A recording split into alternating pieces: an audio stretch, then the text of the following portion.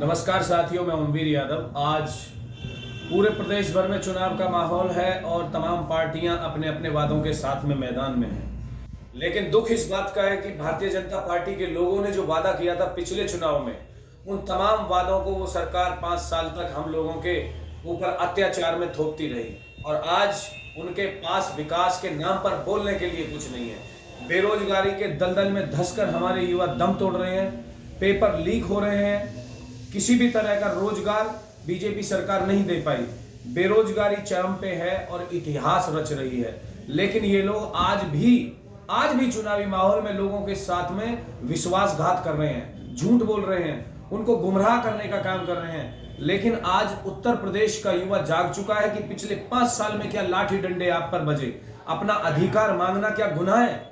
हमारे युवाओं ने क्या मांगा? हमारे युवाओं ने अपना अधिकार मांगा कि हमको रोजगार चाहिए। मोदी सरकार ने वादा किया कि 2 करोड़ युवाओं को हर साल रोजगार देंगे। उत्तर प्रदेश सरकार ने बड़े बड़े वादे किए कि हम युवाओं के लिए रोजगार देंगे, लेकिन रोजगार के नाम पर सिर्फ और सिर्फ ठगी हुई युवाओं के साथ में, बहन बेटियों के साथ में अत्याचार हुआ।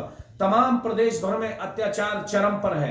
लूट, हत्या, डकैती, अपहरण जैसे संगीन मामले तमाम इस प्रदेश के अंदर चरम पे हैं। किसानों के साथ में जो धोखा हुआ है उसको तो पूरी दुनिया नहीं भुला सकती। हिंदुस्तान की तो बात छोड़िए, विदेशों में भी ये पूछा जा रहा है कि हिंदुस्तान के किसानों के साथ ऐसा क्या हो रहा है कि किसान सड़कों पर पड़े हैं। आज हमारे युवाओं को जरूरत है सही दिशा में फैसले लेने की। निश्चित तौर पे मैं आपसे कहना चाहता हूं कि पूरे देश भर में, उत्तर प्रदेश में अगर युवाओं के स्वाभिमान की और उनके अधिकार की लड़ाई लड़ी तो वो आदरणीय प्रियंका गांधी जी और राहुल गांधी ने लड़ी।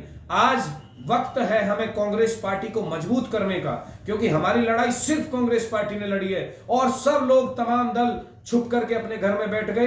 हम पर लाठी डंडे बजे, हम पर केस दर्ज होकर जेल में डाला गया, हम पे अत्याचार हुआ। उसके बावजूद भी तमाम दल और तमाम दलों के नेता अपने घरों में चुप रहे, क्योंकि वो बीजेपी के शासन से डरते हैं। अगर निडर नेता कोई है इस हिंदुस्तान के अंदर तो वो राहुल गांधी है, वो प्रियंका गांधी है, जिसको कोई रोक नहीं सकता बोलने से भी और लड़ाई लड़ने से भी। उन्होंने युवाओं की लड़ाई, महिलाओं की लड़ाई, किसानों की लड़ाई, व्यापारियों की लड़ाई, हर वर्ग की लड़ाई आगे बढ़कर लड़ी। चाहे उनको गिरफ्तार करके जेल में डाला गया हो, चाहे किसी तरह से भी उन पर अत्याचार किया गया हो, लेकिन उनके मंसूबों को रोक नहीं पाई है तानाशाही सरकार। प्रियंका गांधी जी को किसानों के मामले में 3 दिन तक जेल में रखा इस शासन, पुलिस प्रशासन ने और शासन ने। इस सरकार के मंसूबे हैं कि हमारी आवाज को दबा दें, लेकिन उनके मंसूबे कामयाब नहीं हो सकते, क्योंकि हमारा जो लक्ष्य है वो लक्ष्य आम लोगों की लड़ाई लड़ना है और सत्य कभी किसी से पराजित नहीं हो सकता। और कांग्रेस पार्टी और हमारे नेता और हम सिर्फ सत्य की लड़ाई लड़ रहे हैं, युवाओं की लड़ाई लड़ रहे हैं, युवाओं के अधिकार की लड़ाई लड़ रहे हैं और लड़ाई लड़ेंगे और लड़ाई मरते दम तक लड़ते रहेंगे। आंवला से मैं चुनाव लड़ रहा हूं। आंवला की जनता का क्या बुरा हाल है मैं आपको शब्दों में बयान नहीं कर सकता, क्योंकि पिछले कई सालों से मैं यहाँ पर घूम रहा हूं, रह रहा हूं, महसूस कर रहा हूं युवाओं के दर्द को। युवाओं के लिए बेरोजगारी चरम पर है, युवाओं के लिए खेल के लिए स्टेडियम नहीं है, युवाओं के लिए किसी तरह की कोई व्यवस्था यहाँ पर नहीं है।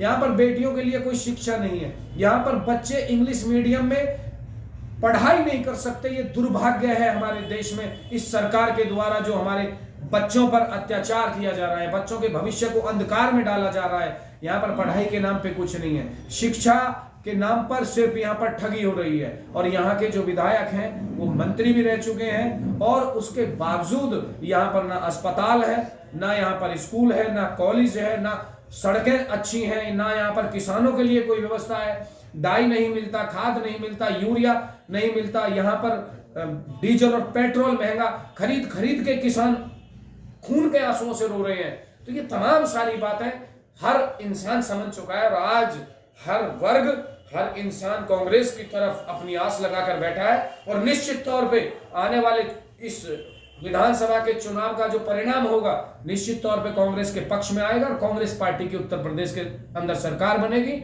और हम लोग यहाँ पर सुशासन स्थापित करेंगे। हर वर्ग की आवाज को सुना जाएगा, हर युवा को रोजगार दिया जाएगा, हर बहन बेटी को सम्मान दिया जाएगा, हर व्यापारी को उसके व्यापार करने के लिए उसको उसका अधिकार देने का काम हम लोग करेंगे। जो दबे कुचले लोग हैं, जिनको दबा दिया गया इस सरकार में, उनकी आवाज को उठाने का काम करेंगे, उनको उनका अधिकार देने का काम करेंगे। कांग्रेस पार्टी का हाथ हर इंसान के साथ, बहुत बहुत धन्यवाद। जय हिंद।